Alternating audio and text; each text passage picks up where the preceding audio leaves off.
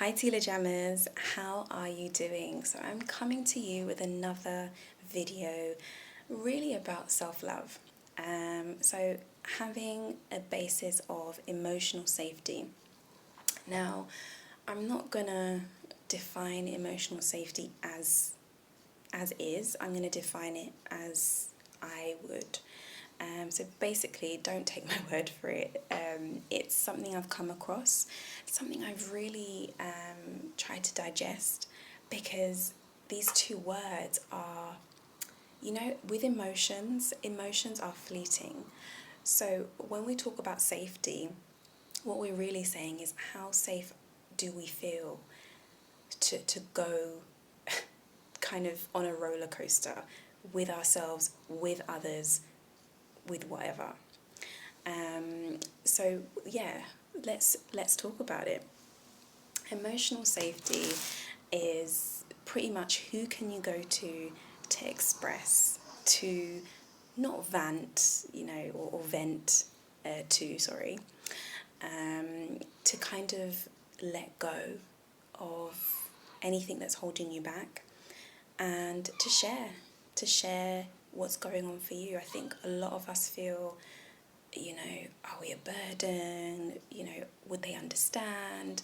And this is why I think the safety is kind of put there, because sometimes you can be like, oh, I can express my emotions to my friend or my family, but there are toxic situations that can occur where someone can kind of use, your emotions against you, or someone can kind of know how desperate you are to unload, and they kind of just say, well, there's nothing you can do about it, and kind of brush you off, and then you feel kind of hijacked, rejected even, for even trying to unload and express what's going on for you. So I would say with emotional safety, one of my areas of concern would be to really think about what you're consuming.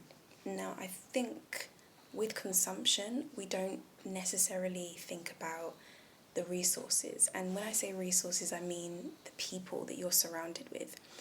What are the situations that you find yourself in? Are you clubbing every night? Do you feel emotionally safe with people to say, I'm not feeling this situation, I'm feeling mad, I'm feeling sad? Because that example I'm giving is a lot of people going out and clubbing, and I mean, I was young, I still am, and you take time out to just de-stress, and you find yourself drinking and drinking and drinking and dancing and letting it all go, and it's okay to do that. But we have to have a basis of emotional safety. We have to know, okay, what's my limit? Who am I hanging around with that can sense that there needs to be a break here? And I'm not saying give all the responsibility to somebody else, but teach yourself to say, hold up, something is not cool here. I'm going out, I'm doing all of this. I need to just express and just take time to sit down and tell someone, look, this going out business, or this drinking business, or whatever addictions may be presenting, you need to just let it all go, because we all know that when we are going through stuff, there's always a way kind of to escape it. And I think a lot of us do that. Before we get to a spiritually awakened self, we take time out to just be like, I don't want to deal, bye, hiding and, not being aware of seeing ourselves and seeing the situation. So when I talk about resources, I'm talking about the people that you're genuinely hanging around with, even if it's like a work situation. And I recently came across a campaign about people at work, and I'd actually been reading a lot on LinkedIn about people, leaving for maternity. So the background is this campaign was talking about being whole, coming to work as a whole person, not coming to work as the employee.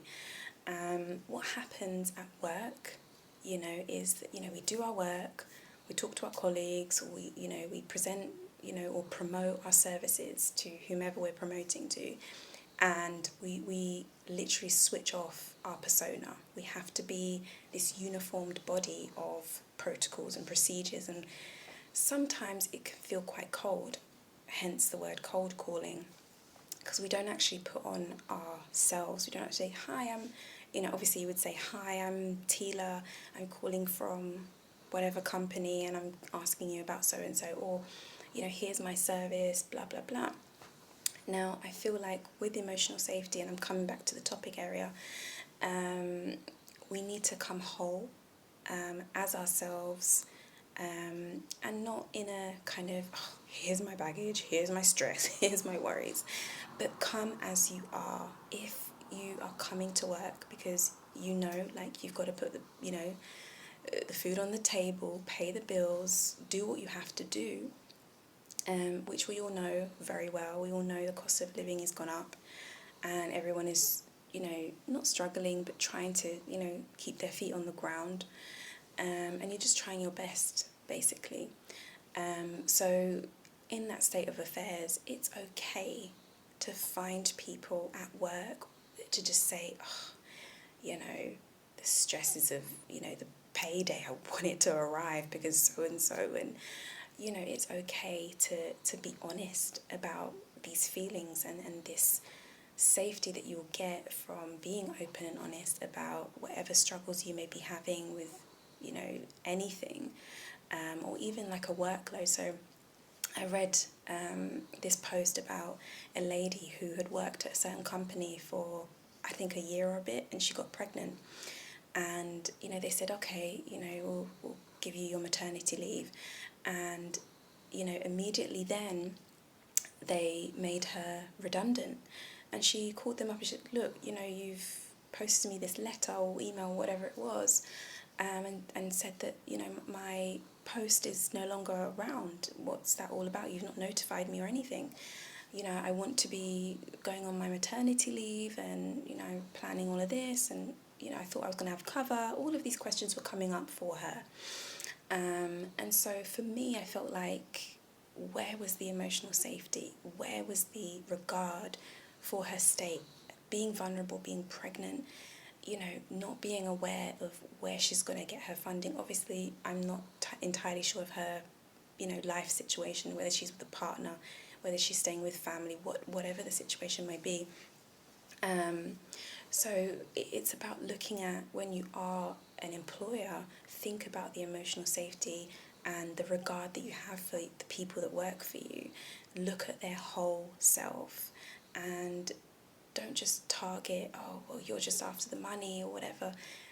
People are people regardless, and it's about saying, what can we do to really, really support you, whether it's through, some kind of counselling, whether it's through any parenting, classes or whatnot, whether it's through just having, a kit day, so keeping in touch, to just say, this is what we're doing, and, maternity leave, you'll be fine, you'll come back and you'll be, whatever. And I think it's very important, in certain situations, to understand that people will feel a type of way. People don't necessarily have to say it, but people will feel a type of way. So it's about understanding that and having a regard for that. So yeah, I'd really like you to think about who you can go to share and express yourself to, in any given situation. And we all have mediums that we're at and that we're in, whether it's at work, whether it's at home, whether it's in a friendship group or what have you. Think about the people that you can trust and go to have that emotional kind of safety, where you feel like you can open up and really share what's going on for you.